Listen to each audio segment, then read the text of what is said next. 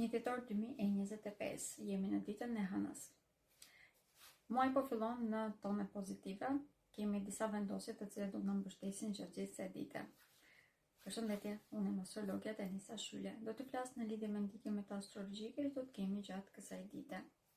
Hëna në fillim të ditës do të jenë në këndë pozitive me Marsin. Kjo na bën vërtet shumë më tepër optimist ndaj jetës, jemi shumë proaktiv, ne të gjitha dimë se si të argëtojmë dhe të kalojmë të gjitha problemet që mund të dalin në këto momente. Marrëveshjet gjatë gjithë kësaj dite do të jenë vërtet shumë efikase. Socializimi është një ndër temat më të rëndësishme të ditës. Ndaj dhe mënyra se si mund ta përdorim këtë ditë në maksimum është të rikthehemi në kontakt me persona të cilët kemi kohë që nuk komunikojmë.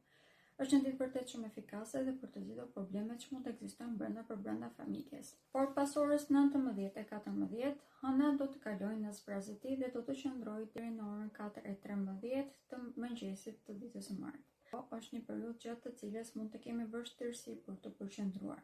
Prandaj të gjithë ata që duhet të kthehen në shtëpitë e tyre pra janë pas pushimeve, do t'i këshilloj të udhtojnë përpara kësaj ore, ose nëse jemi të detyruar që të përdorim automjetin, qëndrojmë më të qetë, të përgatitemi edhe për orare të zgjatura, duke qenë se pas ore mund të bëhet vërtet problematike. Këshillimi do të ishte që pas orës 19:14 të qëndrojmë në rutinën e përditshme dhe të mos marrim riske të panevojshme.